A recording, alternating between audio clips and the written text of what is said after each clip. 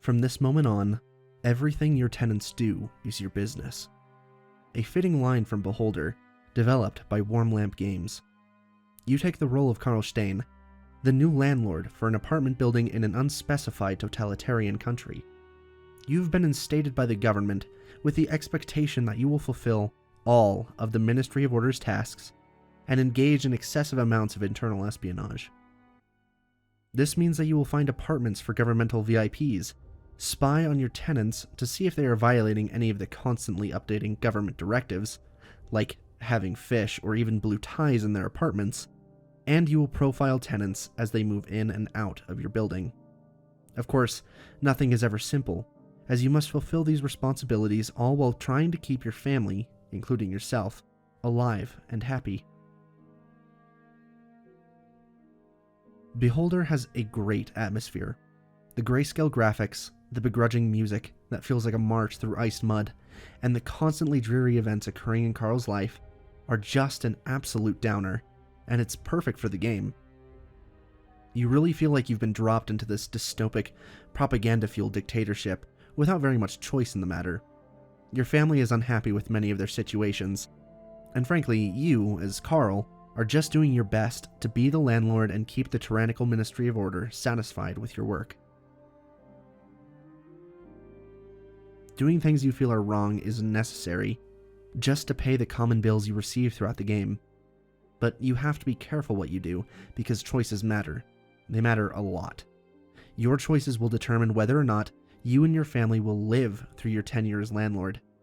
You will have conflicting information and conflicting objectives, most with a relatively strict timeline. If you don't manage your time wisely and make the best decisions possible, you may be greeted with the death of your wife, son, daughter, or even Karl himself. One of my main problems with Beholder actually coincides with Karl's death.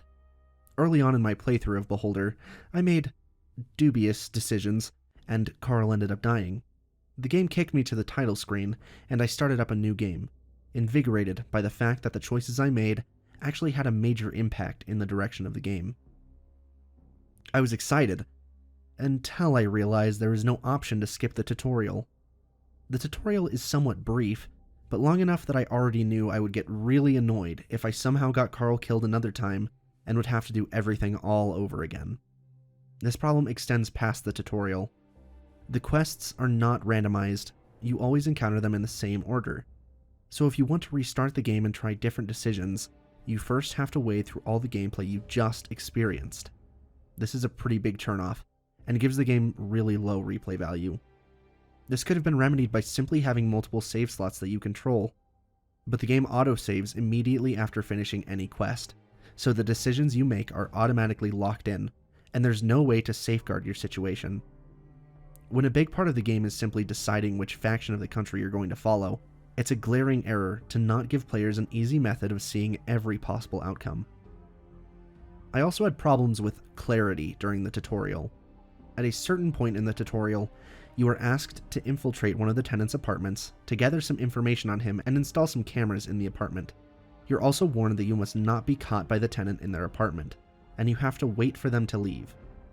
Now, before you have cameras installed in the apartments, they are pitch black, and there's no way to know whether someone is home or not. You can click on the door and spy through the peephole or knock on the door to check for the residents, but this was not made clear to me at this point in the tutorial. So what did I do? I waited. And waited. And waited. Finally, after wasting a solid 48 hours of time in the game, I simply opened his door with my master key and tried my luck. It turned out the tenant was programmed to never be home until after you had finished installing the cameras and searching his belongings. This is not good game design. Players should not be left in the dark during the tutorial. Yes, they should be able to think for themselves and not be coddled, but when you specifically tell them that they have to wait for the tenant to leave their apartment, they will wait. Some, I'm sure, waited far longer than I did, and that's a major problem. The tutorial also only teaches you how to report a tenant for something illegal, but this seldom actually happens in the game. Most tenants are fairly upstanding. A significantly more important skill that the tutorial never asks you to use is profiling a tenant. As you search each tenant's belongings, you are alerted to important information about their personality, hobbies, and vices. I had no idea what I was supposed to do with this information until I was finally given a quest to profile someone, and I figured it out by myself. Now, if profiling was only important for completing quests, this wouldn't be that big of a deal. But early in the game, profiling residents is your main source of income. You will fail major quests if you don't profile tenants, because you simply won't have the funds to get what you need. Again, this is not good game design.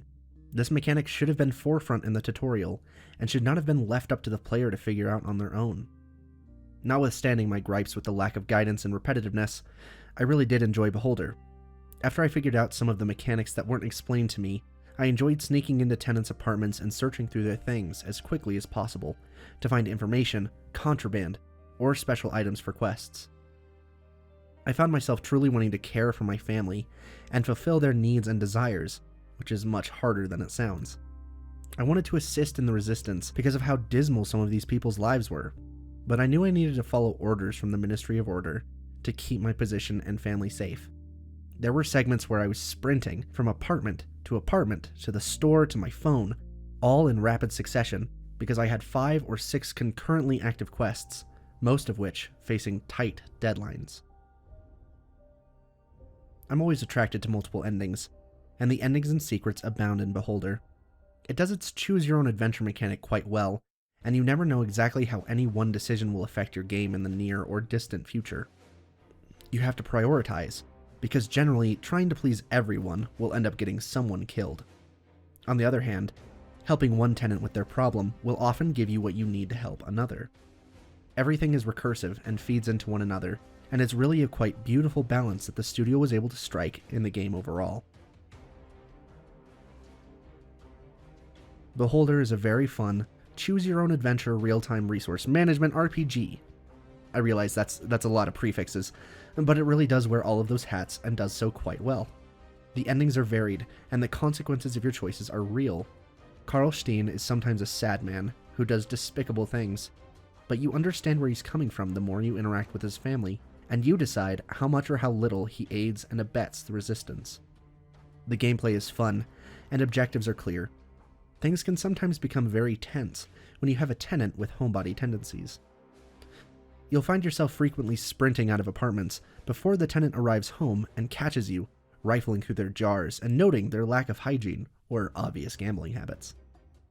Aside from frustrations I experienced with the autosave system in tandem with a repetitive intro and quest system, as well as some confusion due to the tutorial, I enjoyed my time with Beholder.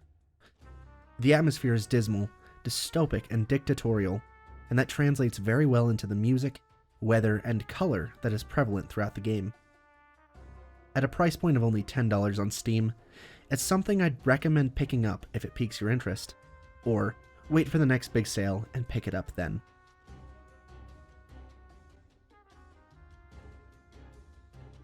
Enjoy the video? Like, comment, or share it on social media. Want to read more? Check out roguelifereviews.com or follow me on social media. Links to both will be down in the description.